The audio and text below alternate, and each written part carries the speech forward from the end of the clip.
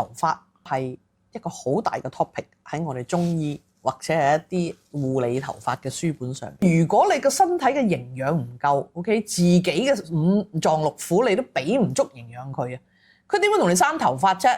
你最好甩鬼晒佢上面嗰啲，唔好養住先，我養呢度嗰啲先啊嘛。咁所以第一件事，身體唔好就一定係甩頭髮先。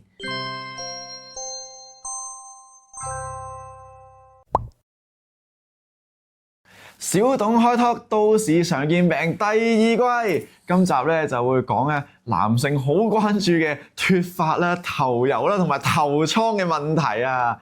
喂，小董博士啊，係啊，已經裝緊我，係啊，即係你知㗎啦，即係頭髮呢啲係對男士真係好緊要㗎嘛。咁咧對女士都係㗎。都係嘅，但係通常仲緊要，我覺得佢哋係嘛？但係咧，我通常咧成日即係嗰啲人形容人哋光頭啊、地中海又好，或者髮線上，亦都係喺男人身上噶嘛。咁但係其實呢樣嘢咧係男女差唔多，定係真係男士多啲嘅咧？嗱，如果你頭先講個甩嘅方法咧，即係喺地中海中間甩啦，髮線上而即係前邊甩上去啦。呢啲咧全部都係男士多嘅，而女士咧甩頭髮個 pattern 咧個方法咧，就係玩楚河漢界同埋中間分界嘅。或者女士係由中間開始向左係啊，喺中間呢個位開始越嚟越薄，越嚟越薄，跟住就禿，就係禿喺中間，跟住中間嗰條禿咗個位就會越嚟越大。就好似我哋捉象棋嗰條楚河漢界咁。係喎，即係咁，所以重大件事啊嚇！咁呢個係因為大家嗰個生理嘅構造唔同，定係有啲咩原因導致係咁？其實男仔同女仔甩頭髮咧個原因咧，其實有好多唔同嘅。除咗我哋遺傳係一樣之外啦嚇，咁男仔又係啦，爹哋媽咪如果有其中一個勁甩頭髮嘅，佢又會中啦。女仔都係啦 ，OK 都係會中啦。好啦，女仔有一樣嘢比男人更慘嘅就係荷爾蒙。令到佢哋甩頭髮，即係話當女性嘅荷爾蒙跌得好犀利嘅時候，佢步入一個更年期，甚至乎係由更年期步入去老年期。喺呢段時間咧，佢甩頭髮甩得好金嘅可以。咁啊，你知唔知人其實一個頭大概有幾多條頭髮到啊？我呢個真係唔知喎，幾萬條㗎嘛？7萬至到10萬條。哇！嗱，我就肯定有10萬條啦。因為我係好濃密嘅。係。咁啊，如果你一日甩頭髮，甩50至100條咧，甚至120條啦嚇。如果長頭髮嘅女仔咧，係正常嘅。咁啊，但係你哋就唔好走去天天數啊嚇。我曾經見過有好多個，唔係一個啊，好多個病人，佢係每一日沖完涼，然之後就執晒咧喺嗰個即係嗰個 filter 度嗰啲頭髮上嚟。吹翻乾佢，最驚嘅呢個位，你諗揸住呢執嘢就要污糟啊嘛，大佬。咁跟住咧就喺度玩數啦，數完之後咧仲會記錄低佢。咁到佢咧2個禮拜之後嚟見我咧，佢就將呢張紙俾我，我一望我心都慌埋，死咯！佢唔係甩頭髮喎，佢直頭係有焦慮啦、強迫啦、OK 思覺失調啦，全部齊晒喎。嗱，甩頭髮係真係令到女士咧係會出現一個情緒上嘅改變嘅。咁當然喺情緒上亦都會令到一個女士個甩頭髮會甩得更多，所以呢個就會係變成咗一個惡性循環。好啦，咁除咗呢兩樣嘢之外，洗頭水好緊要。係女士用嘅洗頭水咧好多種㗎。佢可以係咩光澤啦，一陣間乾燥啦、濕潤啦、油膩啦，跟住個護髮素又有分嘅喎，又唔知咩保濕啦，定係咩超級修護啦，總之好多名嘅，我都唔識分㗎啦。又要再落多啲唔知咩去係啦，髮尾油啦，係咪？跟住頭皮又要按摩，好多種嘢。我曾經見過有一個 auntie 咧，佢個廁所個架咧，去借用佢嘅廁所嘅時候，你發覺佢嘅廁所架淨係頭髮嘅護理品係超過30樽嘅。哇！即係你以為佢係咪每日用一隻嚟洗頭？唔係，係一次要用30隻。冇錯，係啦。所以呢個係問題。尤其我最近見到好多咧，我哋其實而家生 BB 嘅年齡咧，女士咧係高咗嘅，即係可以去到38啊、39啊，甚至乎40啊先生 BB。咁好啦，已經個荷爾蒙已經開始跌，佢再用咗個身體好多嘅營養去陀呢個 BB。OK， 佢身體成個人係虛晒嘅，生完個 BB 出嚟之後，佢個甩頭髮就好緊要啦。咁所以喺好多分娩之後嘅女士咧，佢哋甩頭髮係可以一日去到300-500條嘅，即係一執一執咁甩出嚟，好似斑禿咁啦。我哋都見過啦。咁斑禿係點形成啊？唔知壓力。係啦，咁所以如果你出現一忽一忽咁樣甩嘅咧，就係斑禿嗰個情況啦。咁好啦，男士好多時候就係我哋女士講緊更年期之後荷爾蒙跌，男士嘅荷爾蒙跌同樣地係會出現甩頭髮嘅狀況。不過好似我頭先咁講啦，佢甩嘅方向同方法唔同啊。OK， 佢係咁樣甩上去，佢係咁樣甩開嚟，啱唔啱？咁所以喺你哋嘅感覺上就話，喂，點解佢額頭越嚟越光？因為女士喺呢度甩咧，你哋除非你高過佢好多啦，OK，咁你成日見到啦，邊個甩頭髮？監測組啊甩頭髮 ，OK，咁你就可以行過就呢條友甩頭髮咁。但係如果大家咁上下高度，如果你同一個女士喺埋一齊嘅時候，你唔會特登去裝佢嘅頭殼頂去睇佢中間有冇甩或者有冇薄到噶嘛？OK，咁所以女士甩頭髮咧，就係 humble 啲嘅，我哋叫做冇咁覺嘅。係啦，但係男士甩頭髮咧就真係慘啦，一甩就係冚唪唥，就係一行埋你就見到啦，係咪？咦，你好似比1年前好似高咗啲啲喎。真係㗎。係咯，你高咗1.2微米度啊！哇，真係好鬼眼眉啊！係啊，所以其實有時就真係啲女士佢哋係真係自己過分緊張，而又令到自己甩多咗。咁但係如果佢哋真係生 BB 嗰陣甩多啲，又係咪正常嘅咧？定係都要護理嘅咧？生完 BB 佢甩多啲咧係正常嘅，所以點解我哋話坐月咁重要咧？唔單止係保養翻個身體，俾翻成個人嘅營養啊！你要個營養夠。喂，上面嗰個你當佢係植物啦 ，OK？咁你個泥土要裏邊嘅營養好夠，你生出嘢先至夠茁壯啊嘛。如果你生出嚟啲髮絲全部幼到又脆啊，或者又開叉啊等等，個髮質完全會唔靚嘅。如果身體唔好嘅話，咁好啦。咁如果有啲人佢哋唔係有壓力嘅，純粹係個頭油多啊，成日個頭好鬼立嘅，咁啊又唔係成日洗頭，即係女仔又唔係成日洗頭啊嘛。唔係㗎，哇！你呢個咩邏輯嚟㗎？真係㗎，嗰啲女仔佢哋可能因為麻煩啊，佢哋覺得長頭髮咁，跟住可能隔2-3日先洗一次咁樣咧。你講緊冬天啫係嘛？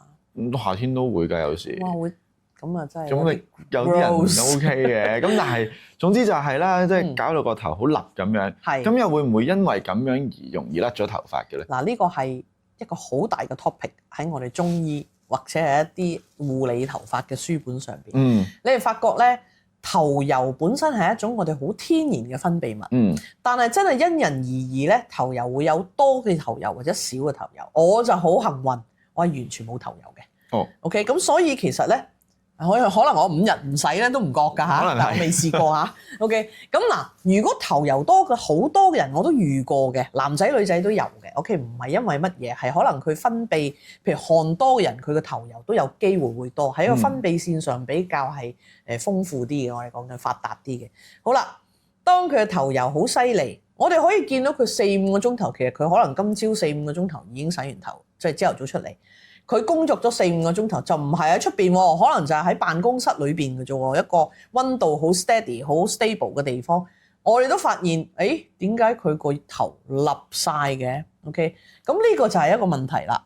好啦，咁呢個頭油佢喺個毛孔嗰度走出嚟，其實你行埋你點都睇過㗎啦，真係光禿禿頭嗰啲叔叔伯伯嚇，咁你都會留意到，喂！夏天佢上邊有一點嘅油定係汗，你都唔知啦嚇。但係其實呢一種汗水再加油咧，佢係好容易去 block 咗嗰個毛孔。咁當佢塞住咗，或者令到嗰個毛孔冇透氣嘅時候咧，嗰個毛孔就會甩咗㗎啦，嗰條頭髮。咁所以頭油多嘅人或者係頭汗好犀利嘅人，其實佢嘅甩頭髮嘅機會率係多過我哋少頭油嘅人。咁即係所以平日洗頭都真係緊要啊，起碼去咗唔好塞咗個毛孔先。冇錯，咁所以其實係應該天天洗頭㗎。係，即係唔好嫌麻煩啊。係啦，唔好嫌麻煩。我曾經咧有一個係咪朋友咧？朋友嘅朋友啦，我哋講。咁佢咧就係一啲野外活動家嚟嘅。係。OK，咁佢咧就基本上咧就，我諗佢成10日先洗一次頭嘅。因為佢成日去咗野外活動就唔係成日都會洗。係啦，佢唔係成日都會洗嘅。可能我今日見佢，但係可能我10幾日之後再見佢，其實佢係冇洗過頭嘅。你發現？咁係咪立得好緊要？佢唔係立得好緊要咁簡單，係3尺以外你已經知佢嚟緊。哇！有味啦已經。頭油嘅味啊嘛，頭油係好好老味嘅，我哋叫做係咪？係嗰啲味道就會出嚟咯。咁當然我哋就係睇住佢喺3-5年裏邊咧，個頭髮係越嚟越稀薄嘅。OK， 咁呢個就係因為佢哋唔洗頭啦，嗰個細菌喺頭上面滋養啦，OK， 滋養添啊。咁令到咧佢嗰個毛孔發炎啦，甚至會出現頭瘡。係啦，咁真係喎，你生頭瘡又好，甚至乎有啲人佢哋個頭可能即係啲頭皮會生下濕疹啊，或者係敏感啊咁樣嗰啲，即係生呢啲係咪又係好易甩頭髮㗎？會㗎，因為其實如果你喺一笪地方你開始出現頭瘡，即係你個皮膚已經發咗炎啦。咁你喺嗰個咁嘅我哋叫毛孔上邊，佢都有炎症啦。咁好自然咧，嗰啲頭髮咧都係好薄弱嘅，即係你甚至乎你留意，你諗下啦，嗰個毛孔腫咗、脹咗，甚至裏邊係有一啲膿嘅個分泌物喺裏邊嘅。咁你嗰條頭髮喺裏邊其實已經係擘開咗脹咗啦，你已經係佢掹一掹佢都甩㗎啦。因為個窿已經 hold 唔住。冇錯啦，已經開住咗啦。OK。咁但係佢呢啲濕疹啊，成呢啲好翻之後咧，嗰個毛囊會唔會個毛孔會唔會健康翻，係可以正常生翻，定係嗰度冇㗎啦？唔會咁恐怖嘅。咁如果咪個濕疹生暗瘡搲搲，咁就已經冇晒啲頭髮，咁呢件事好大。我都話人體好聰明嘅，佢知道你搞掂咗啦。OK，咁佢會重新再長過嘅呢個髮面。不過有好多人又話咧。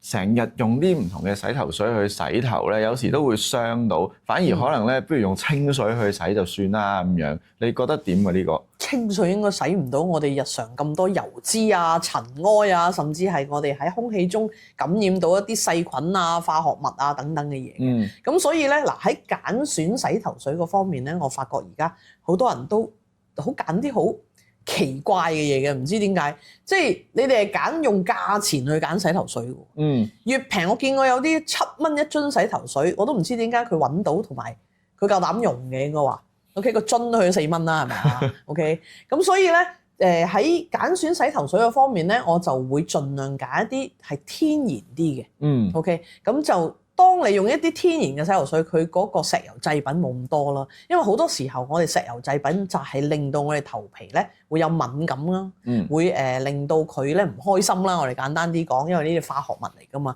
咁如果你揀啲天然啲嘅洗髮水，咁其實咧你所有個頭髮都會健康啲，你亦都冇話對佢造成咁大嘅威脅咯。係啦。咁但係除咗即係外在嘅一啲影響啊，或者敏感之外，會唔會係有時個身體缺乏咗啲營養，令到自己甩頭髮嘅咧？嗱，頭先所講啦，你個身體要好，你嘅營養要夠，你個頭髮先至會生得靚噶嘛，係咪？好啦，而家啲人好中意㗎，咩168啊，聽日又唔食啊，今日又唔知淨係食菜啊，3日又唔知食肉啊，跟住又總之唔知乜嘢部位啊，我聽好多嘅。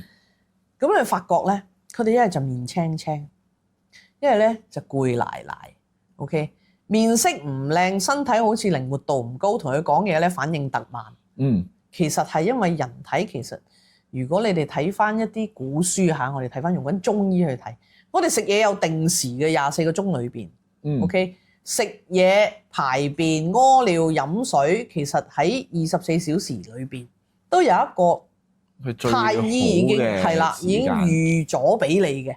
咁你哋去改變佢，將中國人嘅身體去玩西方人嘅食用方法，或者甚至乎係根本冇嘅，有條友創辦咗出嚟嘅啫。佢自己食完話好，就作因為一個人，所以地球上好多人就去 follow 嘅時候咧，我哋發覺有好多人因為咁樣咧，月經唔嚟。OK， 突然之間瘦晒。係啊，但係瘦得好唔健康，出現貧血，甚至乎免疫力、白血球等等全部下降。OK， 咁當然走唔甩嘅就係甩頭髮啦。咁如果你個身體嘅營養唔夠 ，OK， 自己嘅5臟6腑你都俾唔足營養佢啊，佢點會同你生頭髮啫？你最好甩鬼晒佢上面嗰啲，唔好養住先，我養呢度嗰啲先啊嘛。咁所以第一件事，身體唔好就一定係甩頭髮先。咁好啦，咁有啲乜嘢嘅 supplements 啊？或者我哋平時啦要食嘅嘢多啲咧，好簡單嘅 A、B、C、D、E 5隻維他命，我哋一定要有，蛋白質一定要有，鐵質一定要有，因為呢啲係造血嘅原材料嚟嘅。如果你嘅血氣都唔好，所有頭髮都唔會生嘅。咁所以你哋喺食物方面咧，牛肉啦、豬肉啦、羊肉啦、紅色嘅肉咧，係對身體造血嗰方面咧係會幫到嘅。